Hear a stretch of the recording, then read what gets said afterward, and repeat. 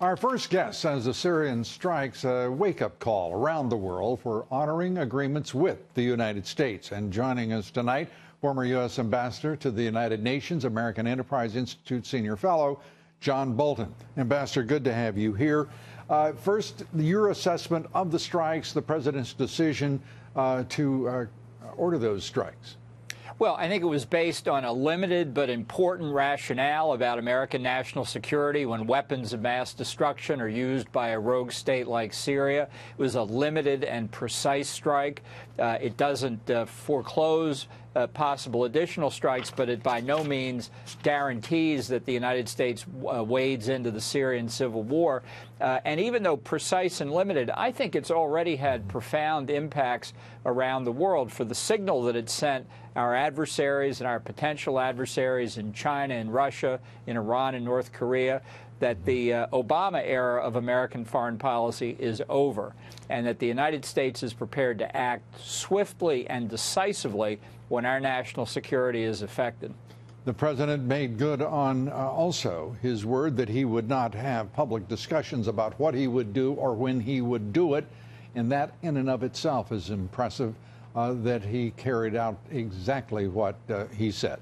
Well, and in addition, that he did it with the leader of one of the world's other major powers in for dinner that evening. I mean, a Hollywood scriptwriter couldn't do any better than the president ordering a strike and then having a steak with Xi Jinping and letting him know as dessert is being served what he just did. I mean, that is a signal that China will never forget, and I hope they tell North Korea about it.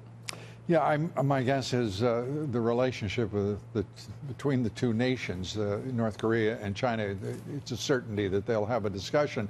What is not a certainty is that these talks will amount to any kind of step toward resolution of the North Korean threat. What's it going to take? Well, I think that we are now very, very close to the point where after 25 years of bipartisan failed efforts to negotiate with North Korea, which I think were always doomed to failure, the North is very close to getting that objective of deliverable nuclear weapons. So that's why there's talk about the possible use of force, a very unattractive option, but preferable to nuclear weapons landing on American soil. That's why I really think the pressure is on China even more than before to do what they uniquely can do to stop the North Koreans from progressing further. Which is the easier choice or the least difficult for China? That is, it itself to insist to North Korea, Kim Jong-un, that he dismiss his nuclear ambitions and whatever weapons he has, or allow the United States to take care of the matter. Which is the more attractive to the Chinese? And obviously, we understand which is the more difficult for the United States. Well, it should be more attractive to the Chinese to resolve the problem in the way they say they want, which is they don't want North Korea with nuclear weapons. And if they want to do it in a prudent fashion, they should work with us to what I think is the only long-term solution. I think we've talked about short-term solutions for 25 years. The long-term solution, which we may not have time for, but which we nonetheless try for, is the reunification of the Korean Peninsula. That ends North Korea. That's the way to end North Korea's nuclear program.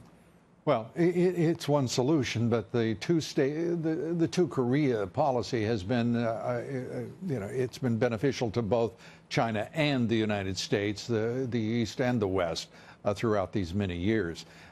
So I think that we are looking at a very stark proposition. That is that we either end the threat that North Korea poses, or China does, and if they do not, that in and of itself is a choice. Ambassador, the United Nations has been absent for 6 years in the Syrian conflict.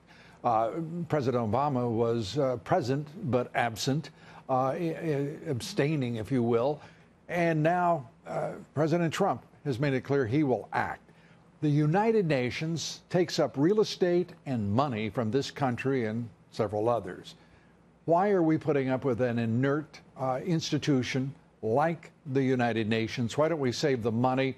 If this is a nation that's going to be required to stand up for humanitarian values, then what good is the UN? Well, I would just like to point out, as we've been discussing, last night Donald Trump acted unilaterally He didn't consult others as far as we know. He may have given the Russians a little bit of advance warning, but he certainly didn't discuss it in the United Nations. And I think that is as much a powerful part of the signal as everything else he's done. I think the United Nations is facing a crisis. I think it's been long in the making. I think the Trump administration's proposed budget cuts are going to bring it to crisis on Capitol Hill. I think the vote in the Security Council against Israel that Obama allowed to happen in December has produced a crisis. I think it's all going to come together. It's going to be a very difficult year for the UN.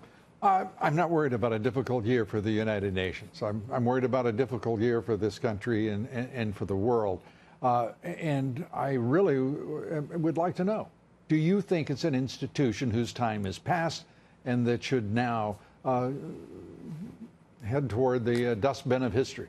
Look, it's a vast and sprawling organization. That's part of its problem. History is replete with such organizations. Too many things. There are elements of it, particularly in some of the specialized agencies, I do think do good and productive work. Its political institutions are gridlocked or failed. The General Assembly, the Security Council, the Human Rights Council. Why don't we have it stamped when we send aid around the world? Good things, stamped. U.S. of A. on the side of the carton instead of UN. Why blue helmets and not good old, green and desert tan American helmets? Well, you're preaching to the choir since I'm an alumnus of the U.S. Agency for International Development. Cutting the State Department, Foreign Aid, UN, Multilateral Development Bank budget is going to be an interesting task. I would prioritize cutting the multilateral side. I would preserve... Ambassador, you've spent too much time over there on the East River.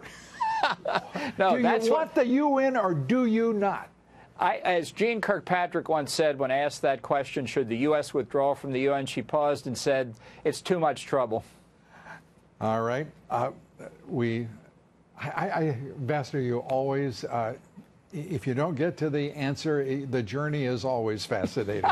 Ambassador, thanks so much. John Bolton. Thank you, Lou.